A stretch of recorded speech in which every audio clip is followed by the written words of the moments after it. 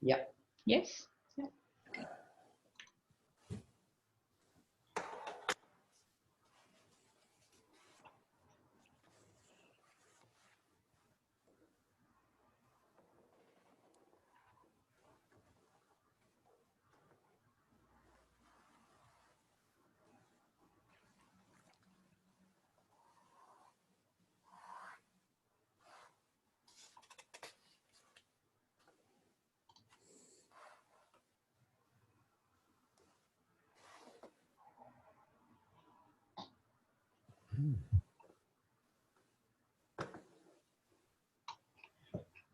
Dear ladies and gentlemen, we're about to start the webinar. We're just waiting for a few more people that are being admitted at the moment.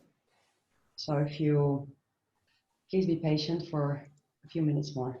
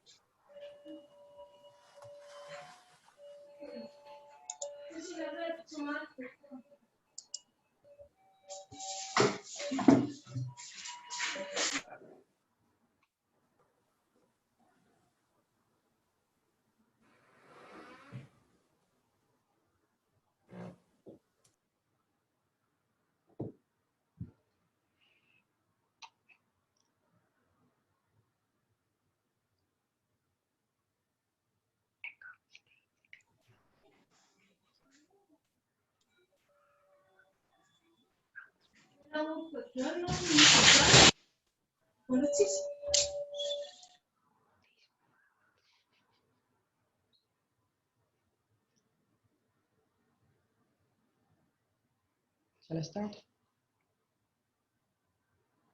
Okay, ladies and gentlemen, I first of all want to welcome you to the first of our 4 webinar series about supply chain solutions, all organized by i+solutions in the months of September and October.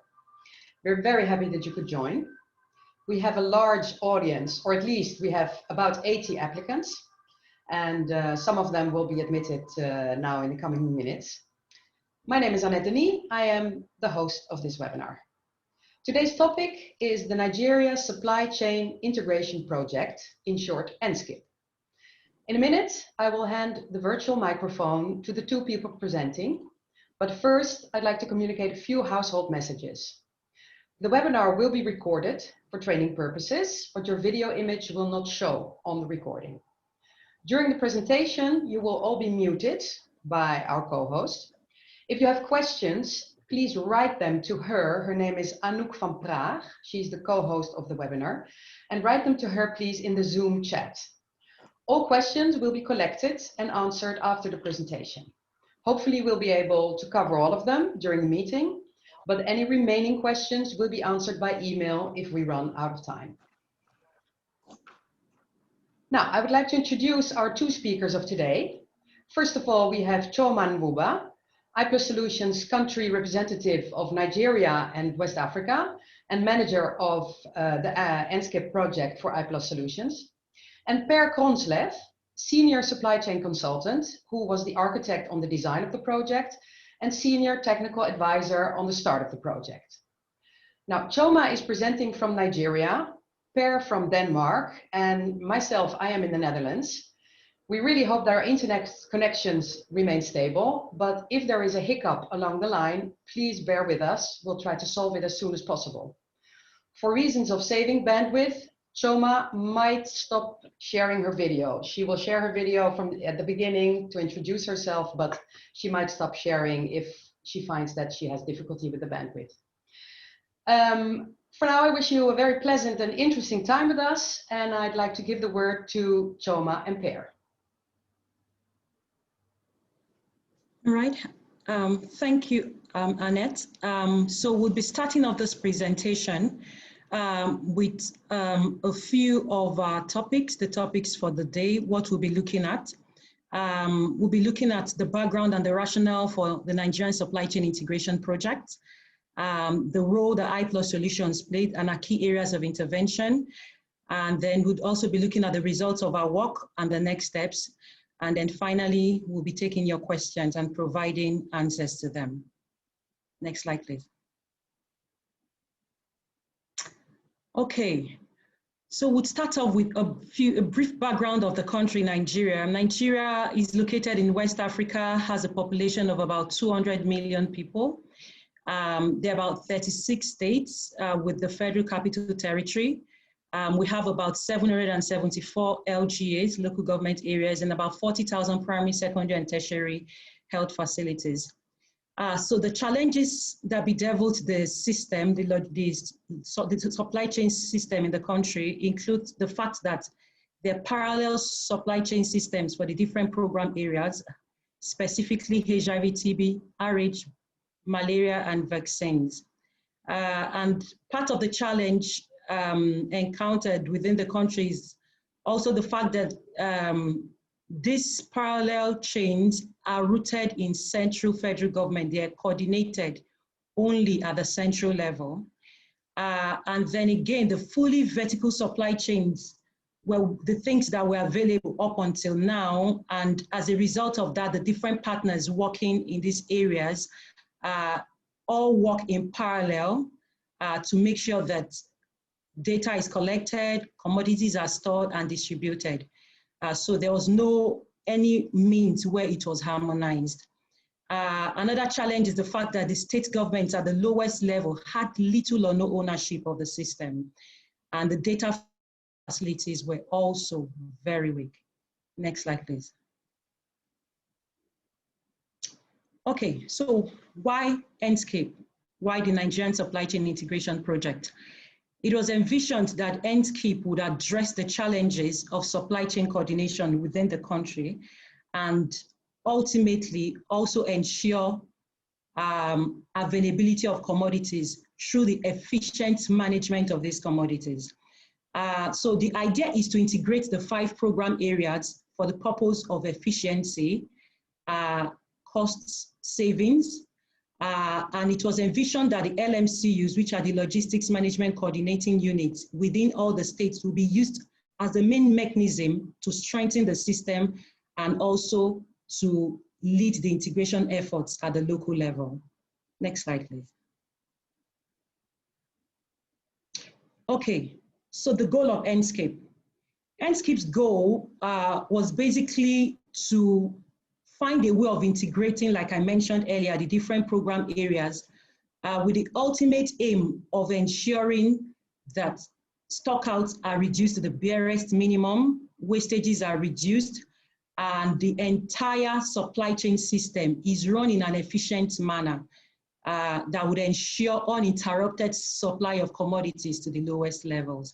So that itself was the main aim, the goal for which NSCIP was introduced into the country. Next slide, please. Okay, so NSCIP, the project was funded by the Global Fund, and i+ Consortium was awarded Lot 3. i+ Consortium is a strategic partnership of both local and international partners. We had 2 of the partners being international and 2 being local. And the good thing about this was that the local partners provided a context, a country context to the design of the programs that were designed, interventions that were designed. NSCIP as a project had 3 major lots, the first being coordination and policy development that was concerned with the development of supply chain policies and the government and helping the federal government with coordination of the system from the central level. The second lot was focused on warehousing and distribution. And the third lot that i+ Consortium was given a mandate for was for the establishment of LMCUs and the deployment of a standardized LMIAS system in all of the 36 states. At this point, Per Kronslev, my colleague, will be taking it up from here. Per? Per, you're mute, okay. Sorry. Yes, thank you very much. Can you take the next slide, please?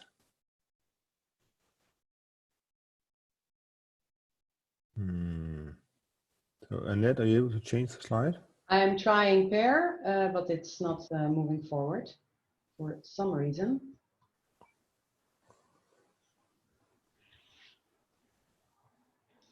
LMIAS? Yeah. Who need the mouse? Okay, I can, well, anyway, I can, here we go. Okay. Anyway, yes, so the lot 3 had 3 work streams, sorry, 5 work streams. One is the LMCUs, creation of these management unit. Second one is the LMIAS work stream. Third one is the monitoring and supervision, the reporting, and fifth one, the education package. Well, but of course, the LMCU is the main vehicle, and so is the LMIAS. You can say monitoring and supervision is something that will be created via the LMCU, and so is the reporting. Actually, also so is the data flow in the LMIAS. And education is for all levels, including the political level, which is also quite important in this context. Next one, please. So what is this integration? Now, the idea, the purpose is from moving from this complex system to a more simple setup, to remove the duplication. For many reasons, and especially in Nigeria, but also in other countries, things has developed into a setup where you've got the HIV supply chain, the TB supply chain, the malaria, the reproductive health, and the EPI, all running separate systems from central store all the way to the health facility, and doing their own supervision, doing their own data collection in their own tools. The whole purpose of this project was, as far as possible, to integrate this into one mechanism, so things are aligned, so supervision is done together, so storage, as far as possible, is done together, distribution aligned. A lot of resources can be saved that way, and you can create a more resilient system. Next one, please. Our approach to this. Well, with Nigeria being a federal country, having these strong programs at the central level and donors mainly dealing with the central government has had a weakness, which means that the states, which are very important in Nigeria, had a weak level of engagement. They didn't really own it. So that has been a known challenge. We had to deal with that. The other one is there's known lack of information, and these are two very important things. So how do we do it? The strategy, a lot of advocacy towards the state ministries of health, orienting ourselves towards the Ministry of Health in every state, and to establish and operationalize these state logistical and management coordination units. The strategy for the lack of information was it's like 3 steps. It would be to standardize and simplify the information flow and to implement LMIAS mechanisms. Well, both those things look simple, but they're not that simple across 36 states and all those programs. Next one, please. So, practically, what was it to bring these LMCUs together? Well, of course, most of the members was already there. There would be a logistics officer in every state for the HIV, for the TB, for the malaria, for the EPI. These officers, they're already there. There would be some representatives for some of the implementing partners already there. Maybe there'd be a principal recipient, one or more, and they will all be there already. So what we did was to talk to the state people, the State Ministry of Health, get a physical space within the Ministry of Health, allow people to get in there, and get them together and turn them into a group as far as possible, so they would help each other, so they would turn into a unit instead of being individuals. And there can be a lot of opportunity in this. Like, for instance, they can help each other. They have different competences. They can help each other do when they do supervision, they can look after each other's programs. Many things are in that. So basically the thing, it was to get them into one room and work on them to turn into a unit and make the state take the ownership, make them report to the state level and make the state take interest in it and allocate money for it. so that they have money to, they can go on supervision, they can do things. So that's the LMCU for every state. Next one, please. Yes, well, okay, here I'm basically repeating what I just said. It was a lot of advocacy, but also a lot of practical work, because when you want to change things, this is a challenge, right? Also a challenge that some of these people have more resources than others. Suddenly, we would like them to share their resources. I mean, one person might have a very strong implementing partner behind him or her. They might have a vehicle, they might have funding, and but they should also be part of the group. The next one might have very little resources for various reasons, but it should all work. And it should also be so that the not so resourced program can benefit from this compared to the well-resourced one. So a lot of talking, a lot of making people help each other, this kind of work. And as I said, we needed the state to take ownership and give the state credit for the work also, so that the political level would feel they got something out of it. Next one, please. Yeah, the LMIAS. Well, we had this situation with a lot of all these, of course, every program had LMIAS, but mostly paper-based and with a limited aggregation of data in a digital way, so not so much oversight over the whole thing. And that obviously creates a weak basis for the procurement, for distribution.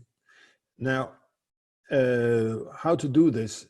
Well, first of all, it took talking to each program centrally, because the tools would be made centrally, and seeing, so what are the data they're collecting? Which of this data is the same or close to the same? Can the data be turned into the same? With what frequency do they collect the data? And then talking to them about aligning these frequencies, aligning these data, because as many of you will know, it's almost the same, but not entirely the same. If things are not entirely the same, you cannot actually just put it together. So that takes a lot of talking. What we then did, we created an interim electronic tool that's simply a spreadsheet tool, but to gather this data together and show it. But that's a good step, because everybody learned things in the process, which was very useful for the next step, which would be to create the National Stock Status Report and to get it into the electronic tool, which in Nigeria is set up in Navision. That was because Navision was already there as an LMIAS for the vaccines program. Yes, so next one, please. I think now it's you, Joma. All right, thanks, Per. When we implemented interventions, we had results and subsequently impact. One first chief amongst our results was that LMCUs were established and functional in all the 36+1 states in the country. And besides that, all the states took ownership of supply chain system within their states. That way, each state government is able to support the states with budgets for supply chain activities. The LMCUs were now in charge of coordinating the collection of data, the validation of data from health facilities, and the subsequent transmission to the upper level. This was lacking before the introduction of NSCIP. Before the introduction of NSCIP, partners had full control of data, and the state had little or no visibility into this data. So chief amongst our results was the fact that we also had improved end-to-end visibility of LMIAS data from the topmost level to the health facility level. That way, donors, partners, stakeholders, the government especially, now have this data in their hand and can use this data for informed decision-making. Besides that, we also had a harmonized monitoring and supervision system across all program areas. What we did here at this point was to harmonize the supervisory visits to health facilities by the different programs. Before now, the different programs had parallel visits to health facilities. So you'd find a situation where the malaria program comes in for a visit, maybe this week, and then next week it's the HIV program, and then the week after it's the immunization program. You know, so by harmonizing these and having a standardized framework and a checklist, the LMCUs embark on these visits and then look at the supply chain data and other issues in the supply chain across all the programs all at once. The impact is the fact that we now have improved commodity availability across the supported health facilities. Next slide, please. Okay, concrete results. So what's the effects at the end of the day? So we implemented a few interventions, and then what impact, what results in terms of what we can see? First and foremost, we had cost savings. Cost savings in the sense that because LMCUs are now established in all the states and they're functional, they have oversight over all the partners in the states, they coordinate the partners in the states. That way, commodities are redistributed from one state to another when there's need. Expiries was reduced to the barest minimum. Stockouts were also reduced. So cost savings, we had cost savings across the different program areas: malaria, TB, RH, vaccine, and HIV. We also had cost savings even from the NTDs, a program that maybe is not key for our mandate. Those cost savings amounted to about 13.4 million USD. And these cost savings were from 2016 January to April 2019. Another concrete result is the fact that the country, the support that we provided to the government, the Federal Ministry of Health, helped to increase the human resource pool for supply chain in all the 36+1 states. So in 2015, across all the 36 states in Nigeria, there were just about 84 staff that were involved in supply chain activities. But in 2009, 19, at the end of our implementation, we now have an increase of about 155%. There are about 214 health workers that are working in supply chain in the different states and even at the federal level. Next slide, please. Okay, now, for the purpose of sustainability, there was need for the state governments themselves to actually commit funds to supply chain activities, to the implementation of supply chain activities. This posed a great problem, a huge challenge before now. So states actually see the implementation of these activities as donor-driven, and as such, funds will actually have to come in maybe from donors and the rest of them, but not from them. But what we did was we supported the government, the Federal Ministry of Health, to develop an advocacy package that was specific for the states. So we used state-specific data for each of the 36 states to develop an advocacy package. That advocacy package was used by each state LMCU to, when they visited the government, the governor of the state and those in charge, and when they showed the impact, the work that has been done and the benefits to the people in the state. And in addition, what could be done more if the government could commit funds to it, to supply chain activities. Most state governments now they created a budget line for supply chain activities, something that was almost invincible at the start of this project. So what we did was to work with them. They also had to visit the Parliament, the State House of Assembly, the House Committee on Health, and those that were involved in budgeting at the state level. So in 2016, there was actually no states with a budget line. But at the end of 2018, we had about 86 states that have a budget line within their state's annual budget. There are just about 5 states that still do not have a budget line. So that was, for us, a huge leap from what was obtainable before the commencement of NSCIP. Next slide, please. Okay, So how did we achieve this? We had a few key factors, success factors. Chief amongst them, number one, is that we ensured that the government, each state government, had ownership.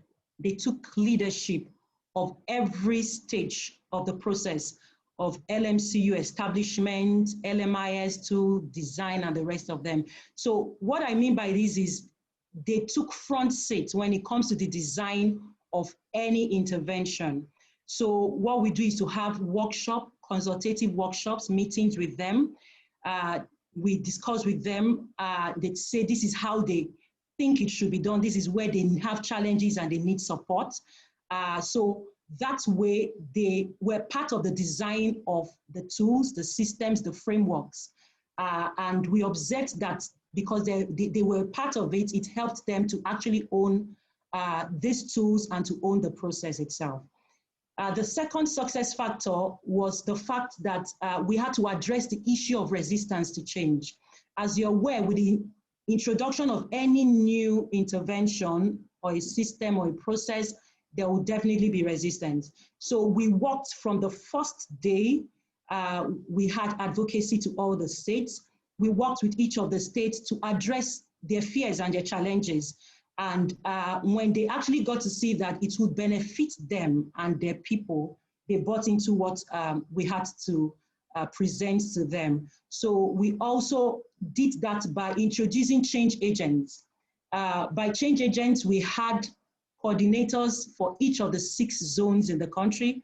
We had consultants that were deployed to each of the states to work with the states. So what we worked with the state to do was to have them deploy state government staff that will be paid by the state government.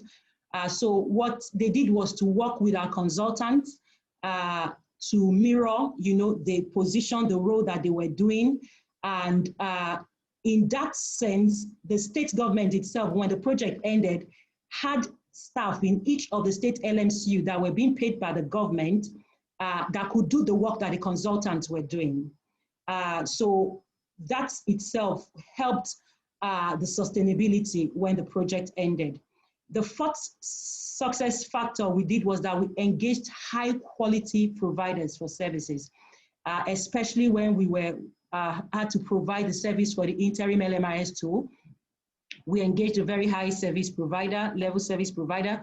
We worked with consultants that were able to work with each of the states, understand what the challenges of each of the states were, and supported them to achieve the improvement that they wanted to see.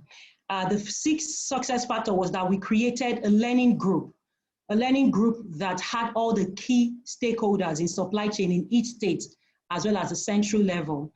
So we worked with the federal government to come up with these WhatsApp groups. So these groups created an opportunity or a platform for different LMCUs to learn from other LMCUs to provide more like explanations or solutions to some of the challenges that have been experienced in some of the state LMCUs.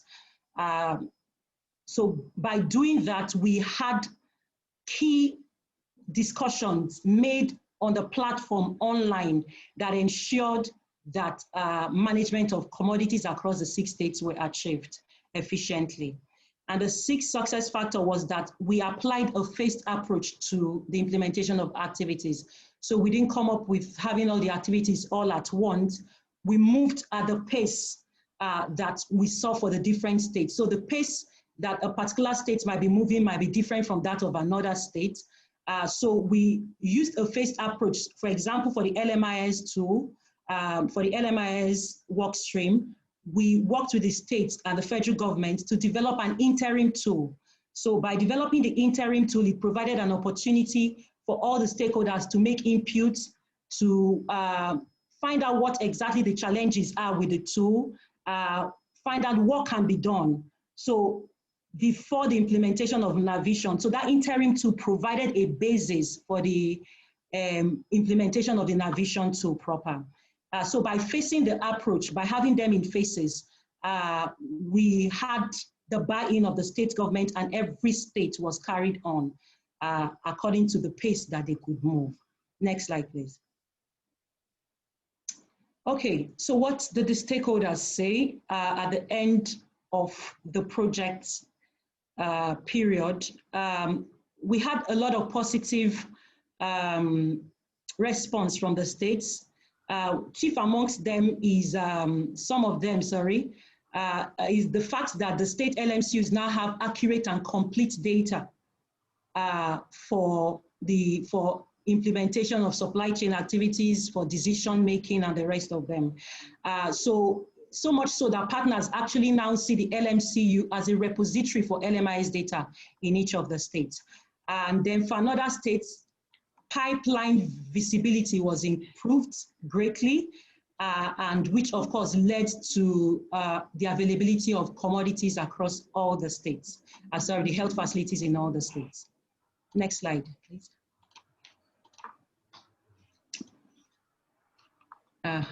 Okay. All right, so besides what we explained as the key result areas, the slide before this, Annette, you skipped some slides. Okay, all right, so part of what we also did was to harmonize the monitoring and supervision system, like I explained earlier. We also worked with the Federal Ministry of Health to develop a national stock status report that enables the government, the central government, the state government, and the local government level, all the levels, to actually know what commodities are in the pipeline. We also worked with the Federal Ministry of Health to track key performance indicators for supply chain across all the states. We also worked with the states' LMCUs, supported them to develop work plans and budgets that would enable them to advocate for funds release and for sustainability purpose.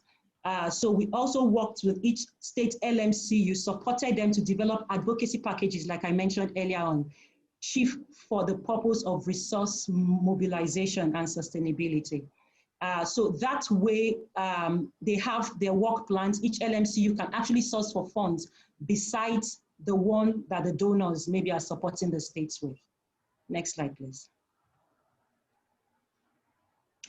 All right, so what's the situation now? Would say we successfully accomplished the project mandate for Lot 3, but would also say that a lot more still needs to be done. The Global Fund engaged Deloitte to evaluate the project, and the report showed that it was quite a very successful project. We can also say that there are key areas for further integration. For example, there's still need to strengthen the LMCUs at the LGA level, something that hasn't been done. There's need to work to strengthen the DRF, the Drug Revolving Fund Scheme, in each of the states as a means of providing funds for supply chain activities in each of the states. But I'd say the need to have the LMCUs operationalized fully in each of the 36 states is one key area that there's need for further work on. And we're hoping that something will be done about that at the lower level, because it's at the lowest levels that the health facilities are domiciled at the LGA level. So this is key among the needs, the further work that still needs to be done. I think, Annette, I'll be handing this over to you from here. Thank you very much, Choma and Per, for this presentation. I'm now looking at Anouk to see if we have any questions from our audience, and I do believe that we have. Let me see what it is. So the first question is, what is the current LMIAS in use, and to what level has it been deployed? And it says here, health facility, LGA or state. Choma, Per, who would like to answer that question? Can you please take the question again, Annette? Okay, yeah, hold on. What is the current LMIAS in use, and at what level is it being deployed? At health facility level, or at state level, or at LGA level? Okay, so the current LMIAS in use is the Navision, the Nigerian Health LMIAS tool. That's what is currently being used. And it's being deployed at the state level as well as the central level. So the state LMCUs actually use that tool for the entry of data, for the management of data, LMIAS data, for all the program areas within each state. Yeah. Okay, thank you. We have another question. Let me see. I'm reading this now for the first time, so bear with me. Have you seen integration at the state level extend to supply chain management of other commodities like essential medicines, NCD med, and if so, how many states? So have you seen integration at the state level extend to supply chain management of other commodities? That's basically the question. And to how many states? Okay, integration, to the best of my knowledge, hasn't been extended to NTDs and to essential medicines in all the states. But I don't have data right now of which state exactly, because some states actually introduced NTDs as part of the LMCUs, but it hasn't been implemented across all the 36+1 states. I think it should be said also that for essential medicines, there's a cost recovery mechanism which is quite different from the distribution of vertical programs. So. Yeah, and in addition to that, the NHLMIS is actually used at health facilities, but the secondary and the tertiary health facilities mostly, and large primary healthcare centers. So unlike what I explained earlier, it's not just the central level and the state LMCUs, it's also deployed at large health facilities, secondary health facilities, and large primary health centers. Okay, thank you, Karen. I have a third question. One of the participants is asking, Madagascar is on its way to do its own integration program. Could you tell the audience more about advocacy packages? Okay, so for the advocacy packages, what we did basically was to work with the Federal Ministry of Health, NPSCMP specifically, and each of the state LMCUs to use data, specific data. When I say data, I mean data with regards to mortality rates, maybe for maternal health and the rest of them in each of these states, to come up with a package that could, catch the attention of the state government. So these advocacy tools, packages, had data specific for each state that would enable the government see how well they're doing with regards to health programs in their states, and what exactly supply chain can do to support them.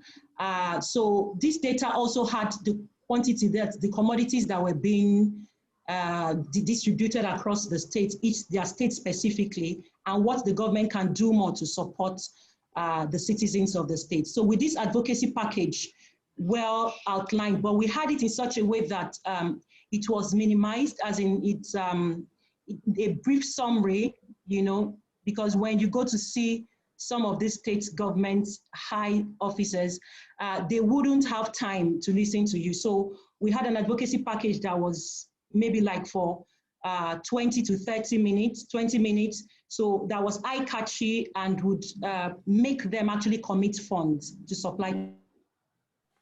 Yeah, so they should feel that they actually had an impact on the health and they got knowledge of the health setup, which they may not have had before. That would make them interested. Okay, thank you. We got a message from Linus Odumene, I hope that I pronounce it correctly, who says that a pharmacist, I think Mr. Bunmi, is in the room here with us to explain the integration of public health products with essential medicines. So I don't know if Mr. Bunmi, can you please unmute yourself and maybe do your contribution to the discussion? Okay, thank you very much.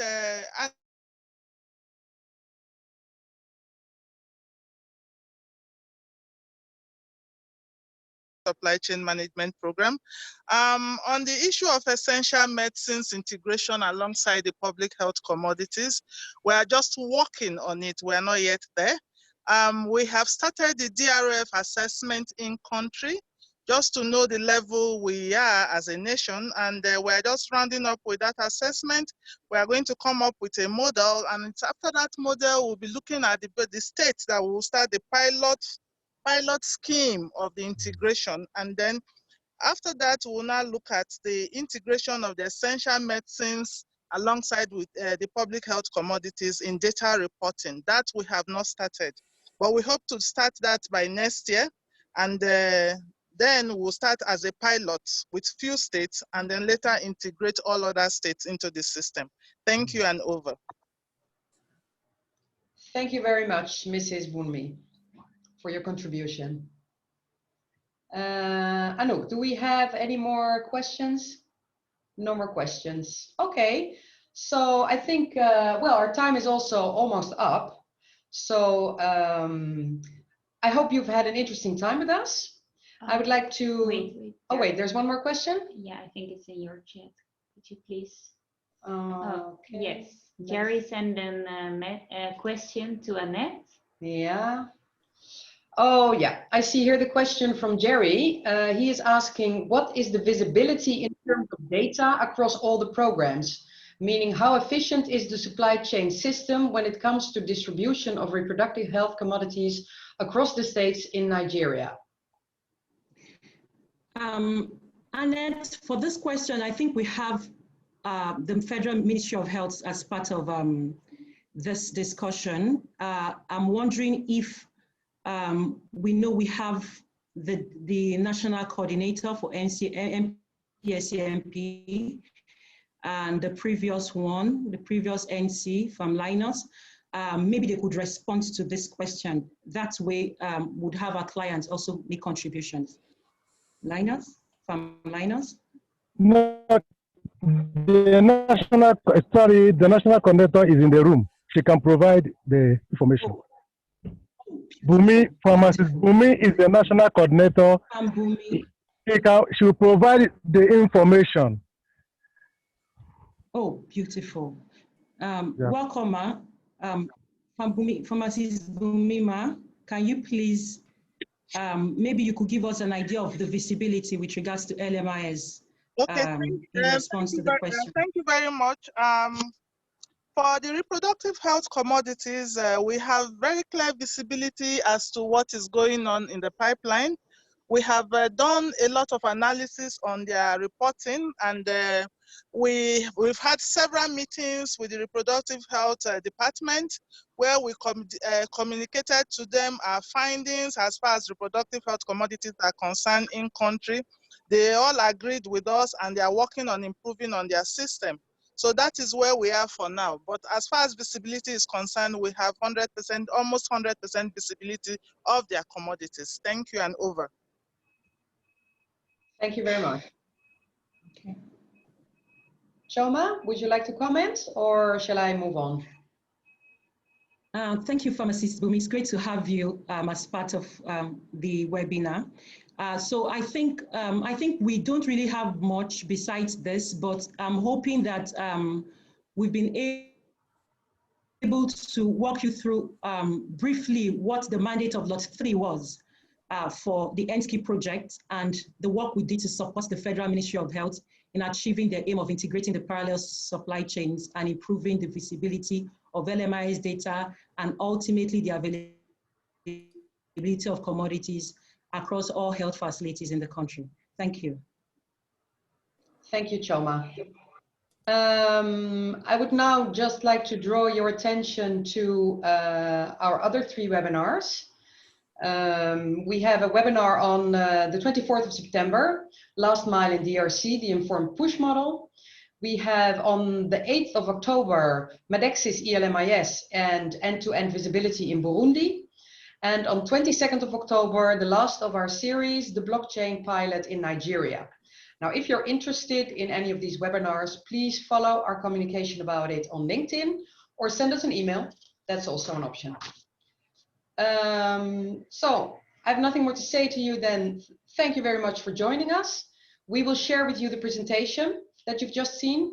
And on this last slide, as you can see, are the contact details of our two presenters, Choma and Per, in case you want to know more about the project or if you have other questions that have come into your mind after the presentation.